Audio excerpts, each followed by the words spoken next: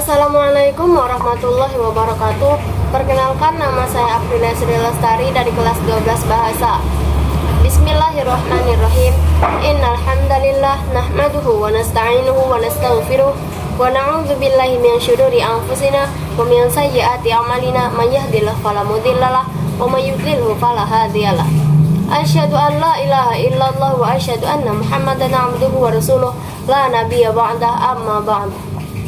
Pertama dan yang paling utama, marilah kita panjatkan puja dan puji syukur kita terhadap kehadirat Allah Subhanahu wa taala yang mana telah memberikan kita nikmat kesempatan kesehatan sehingga kita dapat melaksanakan ujian praktek yang insya Allah dirahmati oleh Allah Subhanahu wa taala.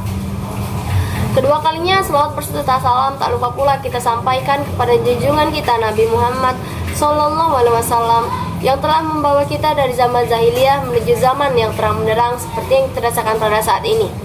Ketiga kalinya tak lupa pula saya haturkan hormat kepada kepala sekolah beserta wakil dan para jajarannya dan para guru pembimbing sejarah kebudayaan Islam. Di sini saya akan menyampaikan ceramah singkat yang berjudul Fathul Mekah atau kita kenal dengan sebuah penaklukan bersejarah di bulan Ramadan. Bulan Ramadan merupakan bulan yang dinantikan umat Islam di dunia. Bulan penuh berkah mewajibkan umat Islam berpuasa semenjak Ramadan pada tahun 2 Hijriah atau tepatnya pada bulan Februari 624 Masehi. Sampai sekarang masih dilaksanakan. Menariknya, dari Ramadan pertama hingga wafat Nabi Muhammad SAW, banyak terjadi peristiwa-peristiwa bersejarah bagi umat Islam. Termasuk salah satunya peristiwa besar bernama Fathul Mekah atau penaklukan Mekah pada tahun 20 Ramadan tahun 8 Hijriah. Peristiwa Fathul Mekah itu disebut peristiwa penting karena bermula dari perjanjian Hudaybiyah yang dilakukan antara pihak Islam dan kaum kafir Quraisy. Diawali dengan adanya pencekalan terhadap umat Islam Madinah bersama Nabi Muhammad SAW ketika mereka akan menziarahi Ka'bah yang sudah lama tidak mereka datangi. Akhirnya terjadi perjanjian antara pihak Mekah dan Madinah yang dikenal dengan perjanjian Hudaybiyah.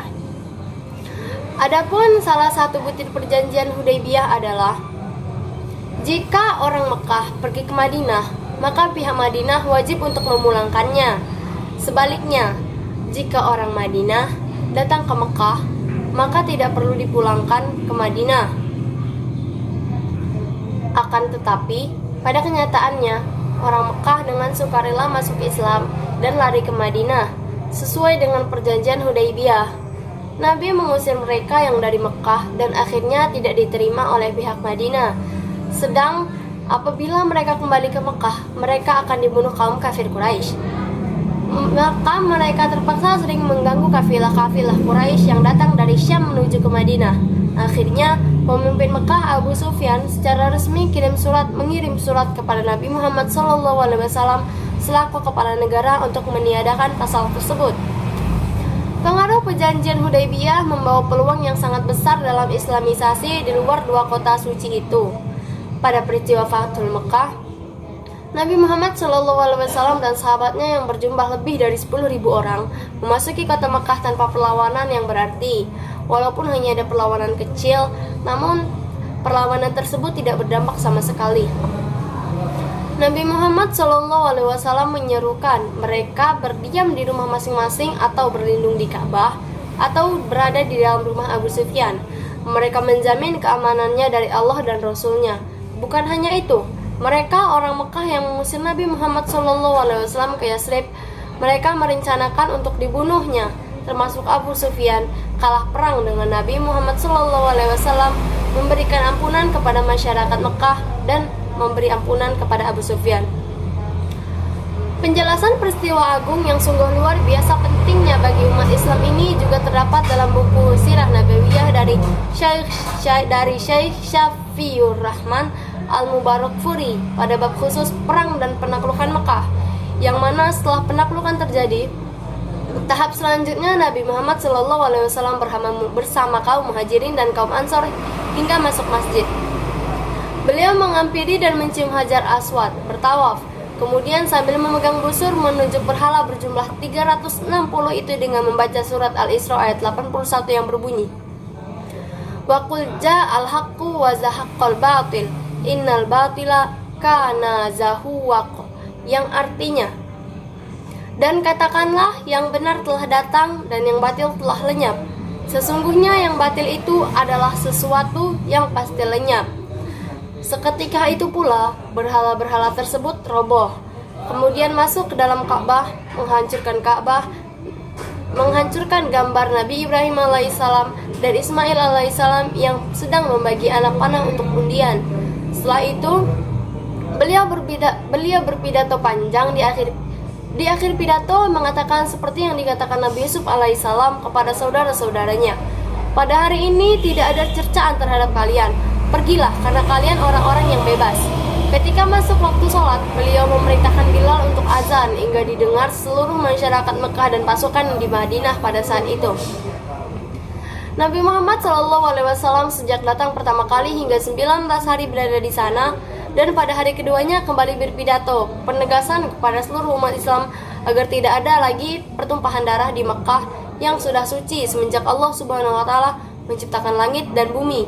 Dilarang menebang pohon atau tumbuhan, dilarang membawa pergi hasil buruan, tidak memungut barang yang jatuh kecuali mengumumkannya.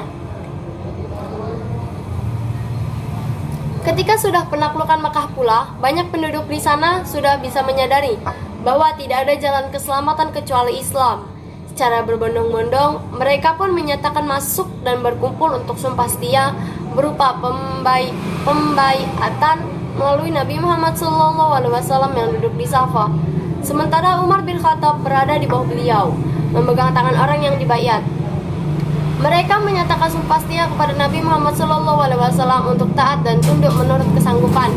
Setelah itu pula membaiat dari kalangan wanita dengan sumpah dan berhala yang sama, yakni tunduk dan patuh terhadap apa yang disampaikan oleh Nabi Muhammad SAW.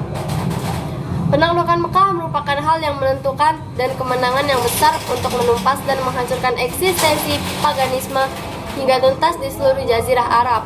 Tahapan yang pernah dirintis setelah gencatan senjata dan perjanjian Hudaybiyah bagi kehidupan Islam benar-benar telah tuntas dan lengkap dengan adanya kemenangan yang nyata ini. Setelah itu barulah dimulainya tahapan baru revolusi orang-orang muslim secara keseluruhan dengan sistem politik, sosial, budaya, ekonomi, dan agama disesuaikan dengan aturan syariat Islam. Sekian dari saya. Apabila ada salah kata, saya mohon maaf. Kepada Allah saya mohon ampun. Wassalamualaikum warahmatullahi wabarakatuh.